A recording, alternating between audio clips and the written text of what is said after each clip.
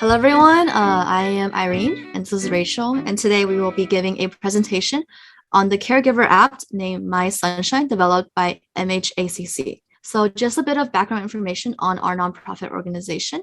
MHACC stands for the Mental Health Association for Chinese Communities. Our mission statement is to raise awareness of mental health within the Chinese community through advocacy, education, research, support, and services. And here is a short video kind of telling why we were founded and also what kind of services we hope to achieve.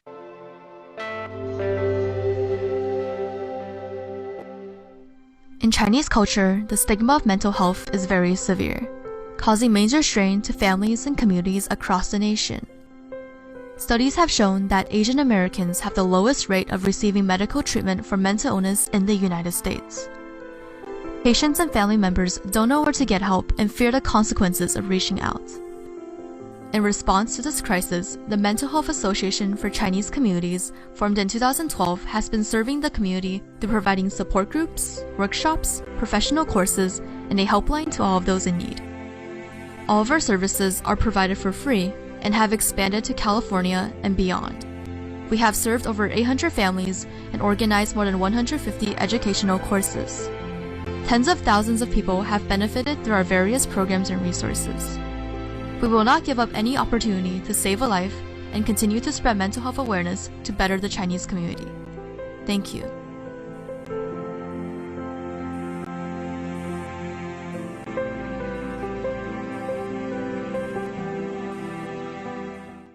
So I will give a quick overview of our app's functions and sections.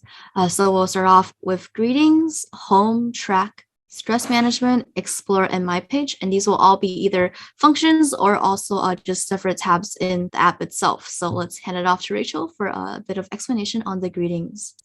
Thank you, Irene. So I'll be covering greetings. This is what you'll see every day when you log in or when you start using the app and when you first download the app. So the first thing you'll see is this lovely plant right here. At the top of the screen, you can see it asks, how are you feeling today?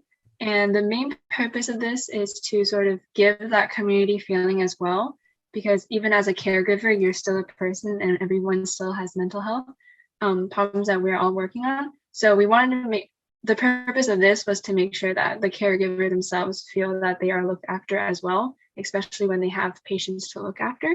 So there are 5 options on the mood spectrum. As you can see in the bottom of the screen, there is the red one, which is not so happy, and then the green option, which is happy. And you would do this every day as sort of record keeping as well. When you do choose a icon, you'll also have a message that pops up at the top of your screen. This message, it's not the same one per icon, so it changes. So for example, we chose the neutral mood today, and it says, the message that we got was, your presence is a present to the world. The encouraging messages are dependent on the mood choice, but again, is to sort of give that community feel and that you are seen and not alone on this journey. And next, I'll be handing it off to Irene for home. So the home tab consists of today's selection, events, and my schedule. So whenever you open the app, there will be a recommended video at the today's selection part, which is a recommended video of Psych Hub educational videos. So here you can see on the phone that it has the video medication for schizophrenia recommended. And I just wanted to remind everyone that all of our resources on this app are personally curated by MHACC. So that includes a collaboration with Psych Hub educational videos. So the today's selection will kind of recommend a certain video for you to look at that day, but also it will always cover a variety of topics that are useful for caregivers. So not just schizophrenia, but depending on the day, if you come back the next day, there might be something else for bipolar, etc. Just stuff that would help you assist in you giving care to your loved ones or patients. So if you would look at the upper left-hand corner, there is a Help Me button, and this is actually a place to immediately access helpline resources that are around in your area. So these will provide phone numbers and care centers of what is around you. But always, if the patient or caregiver is in a psychiatric emergency, it is always best to call 911 for those kind of urgent situations. So next we have events. So if you click on the events tab, of the homepage, users are able to see upcoming events that they may be interested in. So these are kind of local events in your area. Some may be online, some may be in person, but it does encourage caregivers to partake in more of a community-based events, and it strengthens their sense of community, and also know that you're not alone in caring for your loved one. There are other people out there who are just going through this very difficult journey with you, but there's always support and resources right around the corner. And lastly, for the homepage, you can click on the My Schedule tab, and here will be more of like a calendar function, similar to other calendar apps, but this is built into the app, so it's very helpful to have that as well. It can be useful for appointments, support groups, or family events. It doesn't necessarily have to pertain to your caregiving experience, but it can, also be used for more leisure activities as well. So to add an event, you would just click the little plus button in the top corner, and then you can choose what to name your event and also the time and date of it.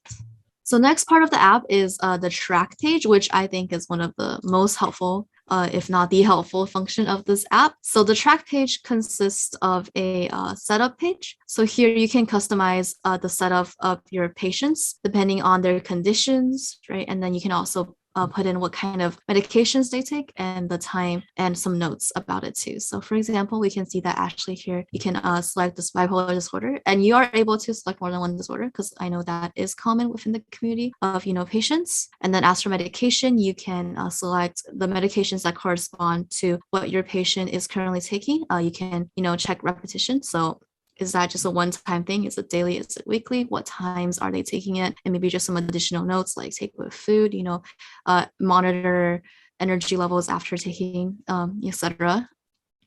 So I think this creates a very healthy medicine regimen for patients, and also has a lot of accountability built into that already. So continuing with the track page, it also allows the caregiver to track multiple patients.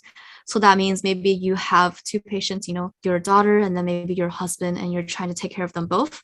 You can actually look at when they are supposed to take their medications, and you can also check yes or no if they took it or not. So that's a very useful way of tracking if they have been good and consistent with their medication. You can also take notes on observations of how they are responding to their medications, or additional information about the medication itself.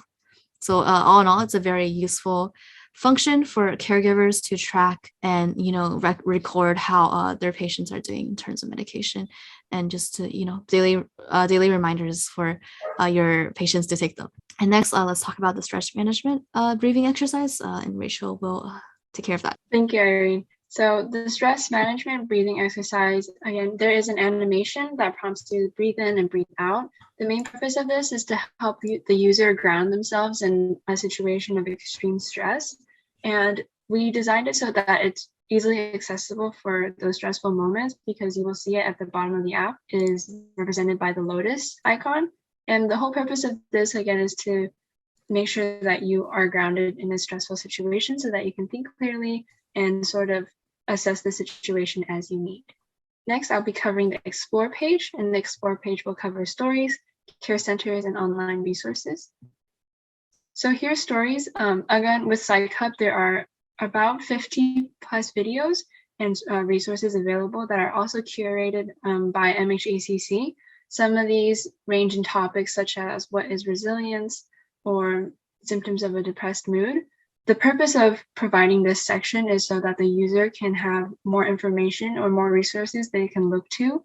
And as you can see there on the bottom where it says Hear Me Out by Sandy, what are anxiety disorders, there are stories from users or survivors themselves, and there are informational articles as well. Again, the purpose of the stories is to make the user sort of understand that mental health illnesses, such as what is post-traumatic stress disorder.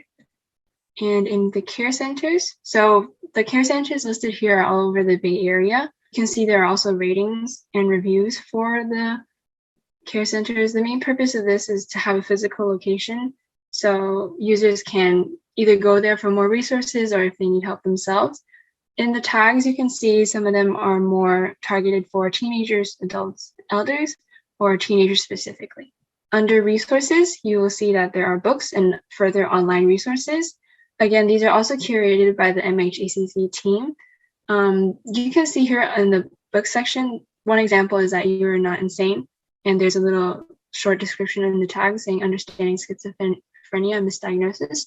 The purpose of having this resources section is to, again, provide more resources the users can look to, especially when they're caring for other patients. Maybe they want to read up on certain diagnoses because maybe they don't know much about it. And the articles that we have linked are also from professionals in the mental health. So next, Irene will be going over my page. So my page is a very important function for language selection. So at my page, you can have the choice of either English or Chinese in the app. And this is a very useful function, in my opinion, because it allows for inclusivity towards second generation Chinese Americans. As all of us know, different generations, there might be like generational gaps, such as, not everyone in the family can speak fluent English or fluent Chinese. So the fact that the whole app is able to run in both English or Chinese at any time with the switch of a button is very useful for maybe, let's say, patients or caregivers who want to relay information to their family members but cannot due to the language barrier. So this kind of inclusivity is very helpful, and not only is it limited to the interface of the app, we actually have subtitled the majority of the resource videos. They have Chinese subtitles, and also the titles are in Chinese as well. So currently we have around 30 of these done, but if there's more funding, we can definitely. Since my mother's diagnosis, I've been staying home to take care of her, but I feel lonely and helpless. Yeah, so that was an example of that. And then lastly, we have some other features that Rachel will quickly go over. So in creating our Caregivers app, obviously we wanted to make sure that we took into consideration confidentiality, because not everyone wants to share about their mental health struggles or who they're caring for. And anonymity is a big thing for us. So there are two options when you use this app. You can choose to put in your phone number, or you can choose not to. The issue with choosing not to put in your phone number is that the information will not be saved if your phone is lost or the app is deleted. Whereas if you do choose to put in your phone number, again, keeping in mind confidentiality, we made sure that the phone number is encrypted. This way, the identification of the user is protected, and we are able to recover any information you put in previously and save it just in case you lose your phone or the app is deleted. So I think Irene will be covering one of the unsuccessful ideas that we had. Yeah, so some unsuccessful design ideas we had was initially, because most of the support groups are going to be online, we wanted to include videos that would explain how those would be facilitated, how they would work. But due to COVID-19, Zoom support groups became very common and prevalent, not just in our professional life, but in personal life as well. So then these explanation videos that we had previously wanted to include became kind of unnecessary. So that was a function that we wanted to add in the past, but we decided to not include since it was a bit redundant, not as necessary. So that will conclude our presentation. So a big thank you to everyone who has supported our app so far. I do want everyone to know that this app is still a work in progress, so there are functions that may be included or added as the project continues to go on before everything is finalized. So if you have any questions or comments about our current progress, or just anything at all in regards to our organization, our contact information is right here. You can reach us at this email, info@mhacc-usa.org, or you can reach us at 1-800-881-8502. So thank you guys so much again, and it's been a pleasure with me and Rachel presenting this presentation for you guys. Thank you guys. Yay.